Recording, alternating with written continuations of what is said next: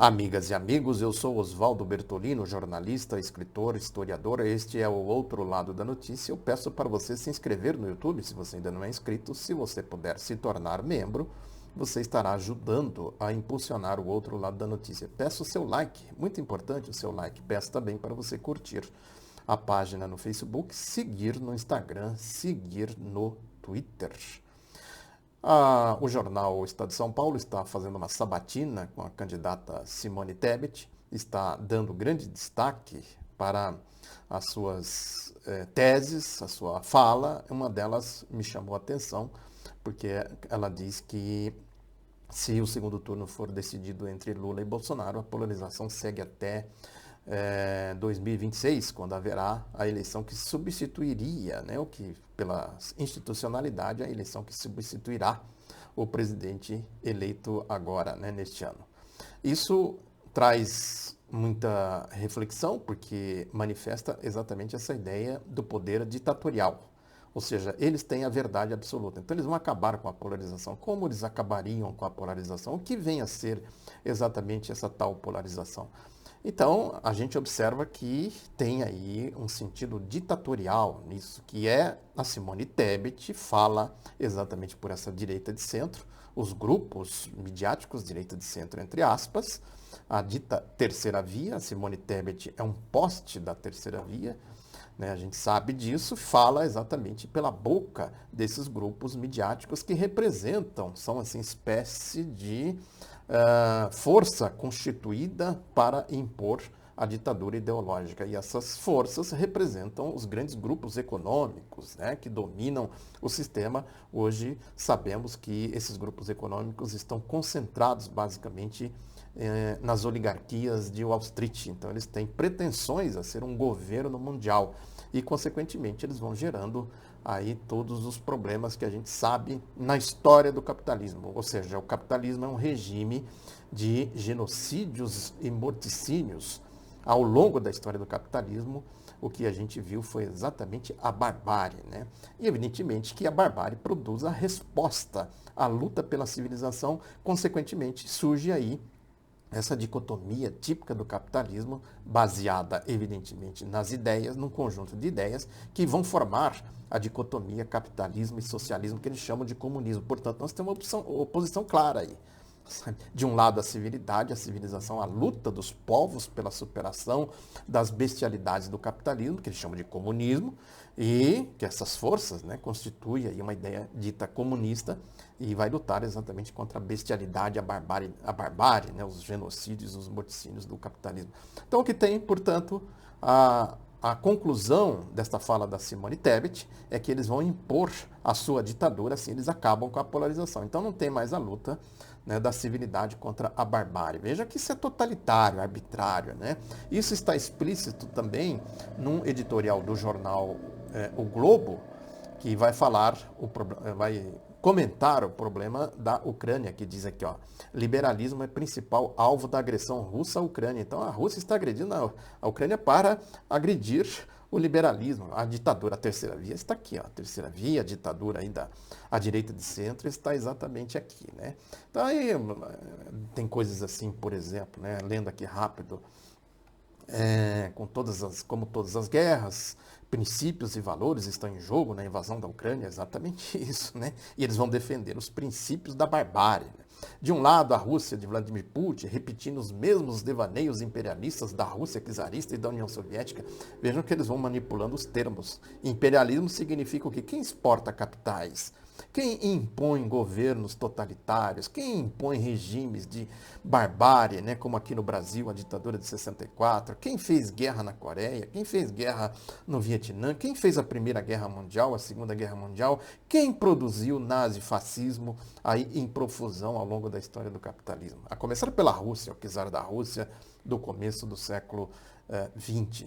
Aí depois diz aqui, ó, o maior exemplo é uma espécie de pioneiro desses autocratas, Putin, há mais de 23 anos no poder e tal, né? E vai atacando o Putin como se o regime dos Estados Unidos fosse algo assim livre de todos os problemas que eles atribuem aos outros. A Rússia imperialista, a União Soviética imperialista, como se tivesse na Casa Branca, né, um anjo, santos. Passam sempre ali legiões de anjos pela Casa Branca que vão levar civilidade, democracia, esse discurso ser o anticomunismo histórico que a gente sabe que tem por aí, né? Então, aí ele vai dizer aqui, ó, mas na frente, de um lado, do outro lado da guerra, as democracias liberais do Ocidente, sobretudo os Estados Unidos, sob o governo Biden, têm fornecido um apoio financeiro e militar sem o qual Zelensky não teria conseguido suas importantes vitórias militares dos últimos dias. O Putin já avisou, né, que isso aí é simplesmente para não praticar o que eles praticam, genocídios e morticínios, né? Tem diferença na concepção da guerra.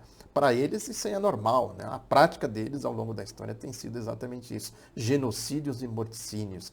A motivação do conflito na Ucrânia tem sido comparada com frequência à Segunda Guerra Mundial. A Segunda Guerra Mundial é crucial para eles manipular. Estão constantemente mentindo sobre a Segunda Guerra Mundial porque foi uma encruzilhada mais importante da história da humanidade, vencida por quem? Pelos comunistas, pelo Exército Vermelho, pela União Soviética. Então eles precisam constantemente ignorar o papel dos comunistas, da civilidade, da luta pela civilização no processo histórico.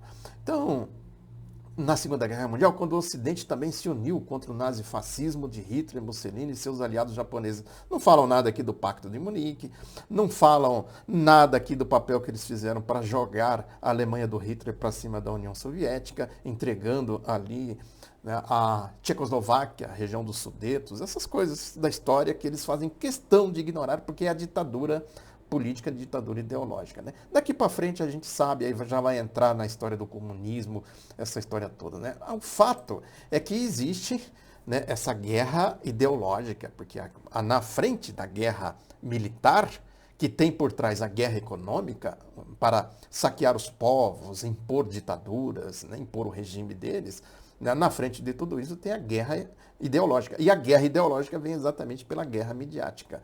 O que nós estamos vendo na Ucrânia, portanto, é uma espécie assim de síntese dessa história toda de capitalismo e socialismo, né? Não que a Rússia seja socialista, mas a Rússia tem uma tradição socialista que emergiu, né, enquanto o socialismo vigorou na Rússia e ali no seu entorno, naqueles países que compunham a União Soviética, né, isso deu à Rússia, né, um poder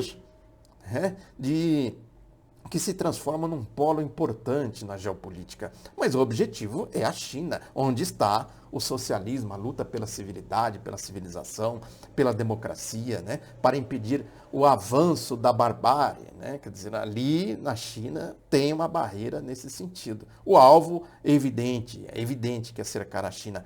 Trazendo tudo isso aqui para a América Latina, outro ponto fundamental da geopolítica, né, o que a gente tem visto aí é exatamente, né, os ciclos de lutas dos povos por sua soberania, por sua democracia, pela sua civilidade, pela sua civilização.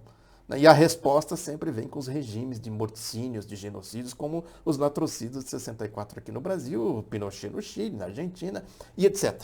E mais recentemente o projeto neoliberal que foi criando também, né, esta outra lógica que é importante a gente observar quando o poder se concentra na extrema-direita, ou seja, o nazifascismo, que é o nome mais conhecido aí das constituições de grupos, né, que vão formar um projeto de poder pela extrema-direita. Ou seja, a extrema-direita concentra tudo que tem no ideário da direita.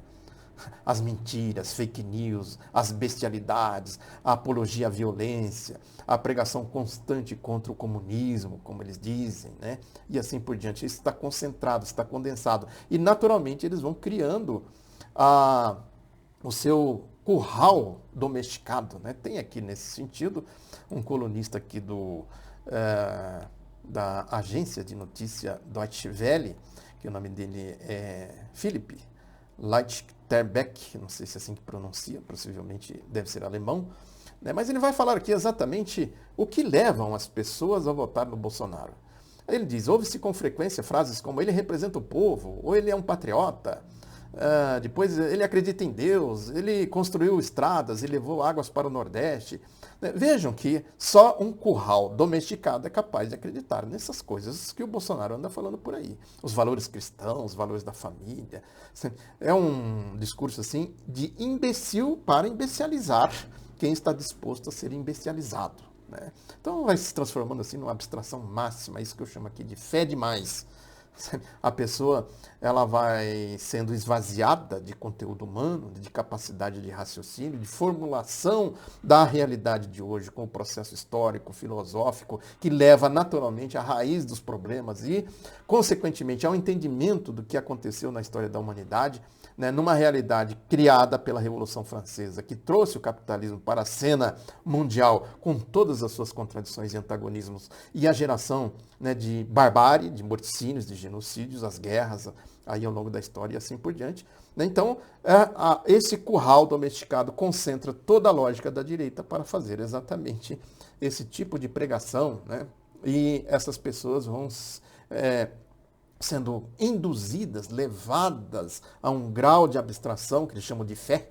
Né? Isso está muito presente nas seitas, por isso que eles falam aqui, e o Bolsonaro faz questão de dizer isso, acredita em Deus, não sei mais o quê, vai esvaziando as pessoas, inclusive da reflexão religiosa, tira das pessoas o sentido da religião e transforma essas pessoas, né, em seguidoras de bandos. A lógica, também na extrema-direita, é formar bandos corrompidos, gente corrompidas, né? Grupos que vão explorar exatamente a desgraça, as mazelas do capitalismo. Em cima disso, eles vão constituir os seus impérios para roubar, destruir, fazer pregação ideológica. Isso está muito presente aí nessas seitas bolsonaristas, os malafaias da vida, coisa do tipo, né, que tem por aí. Inclusive, falei aqui já em outras ocasiões, igrejas sérias estão sendo contaminadas por esses vagabundos, esses marginais, sabe, do bolsonarismo e do lavajatismo, que é exatamente um fenômeno social. Os bandos vão se organizando. Onde eles acham que pode entrar, eles vão entrar. Para fazer o quê? Fazer exatamente a marginalha, né? A escumalha da sociedade. Então, a concentração das ideias da direita na extrema-direita produz exatamente esse tipo de coisa. O que não significa que a direita, o espectro da direita, seja diferente na sua essência, porque também são grupos organizados para constituir o sistema de poder que vai dominar pela ditadura ideológica e, consequentemente, impor os seus interesses econômicos, como eu disse, hoje concentrados na lógica de Wall Street, com pretensões a ser um poder mundial. A verdade absoluta, como diz aqui o editorial do Globo, e como diz aqui também as perguntas aqui do colunista da agência Deutsche Welle, né? Então, a luta pela civilidade, ela está concentrada, assim, hoje, não é polarização, é a luta da civilidade, das ideias progressistas, o conhecimento científico, né? A história da dicotomia entre socialismo e capitalismo está presente, que tem raízes exatamente lá no surgimento do capitalismo. A história que eu sempre falo aqui de quem produz valor, quem trabalha, quem está produzindo e quem está se apropriando da produção do valor produzido. Ou seja, capital e trabalho. Socialismo, capitalismo, a essência é essa. E aí você tem as derivações disso. A luta pela emancipação dos trabalhadores, ela é essencialmente uma luta socialista. Consequentemente, uma luta pela civilidade, pela democracia. Contra exatamente as forças do capital que vão criando bestialidades, morticínios, genocídios e tudo isso que nós estamos vendo aqui. Portanto, a sabatina da Simone Tebet e o editorial do Globo se encontram. E aqui na América Latina é importante a gente também localizar esses processos históricos que levam o povo a estar constantemente lutando pela sua soberania, pela sua emancipação, né? A rebeldia latino-americana, porque é muito forte a dominação do regime ditatorial dos Estados Unidos aqui, né? Então tem os ciclos de lutas do povo e, consequentemente, vêm as respostas com as bestialidades, com os regimes de latrocidas, né, de morticínios e de genocídios que nós vimos aqui no Brasil, no Chile, na Argentina e assim por diante, né? Portanto, tem um grande desafio. O Chile é um outro exemplo, né? O povo já se pronunciou que não aceita mais aquele regime que foi imposto pelos Estados Unidos, pelo regime dos Estados Unidos, o regime do Pinochet, nazi-fascista. A derrota que a esquerda sofreu recentemente no plebiscito não significa que essa manifestação popular foi derrotada. Né? Aí é evidente que aqui no Brasil uma vitória do Lula cria uma outra configuração na América Latina e no mundo. porque isso também faz o Brasil se aproximar da luta pela civilidade, pela civilização, como a gente viu aí nos governos Lula e Dilma, a constituição da Unasul, né, a proximidade com a Rússia e a China no BRICS, né, e, consequentemente, a resposta, né, que a gente viu aí do tal do liberalismo que o Globo está defendendo aqui, né, que isso tem levado a catástrofes, inclusive, na Europa, que ficou subordinada, comentei isso aqui no vídeo anterior, subordinada a esta ditadura dos Estados Unidos. A tentativa do Estado de bem-estar social naufraga, exatamente porque o capitalismo não consegue sustentar, pelas suas contradições e seus antagonismos, pela concentração de poder nas oligarquias financeiras, não consegue manter o Estado de bem-estar social e vai levando também a Europa para o caminho da barbárie, né? Então, esta é a realidade, a configuração que existe no mundo hoje. E a vitória do Lula, a campanha do Lula, que um eventual governo Lula tem esse peso histórico, esse peso geopolítico, não é qualquer coisa. Muito obrigado pela atenção, divulgue outro lado da notícia, um abraço, até a próxima.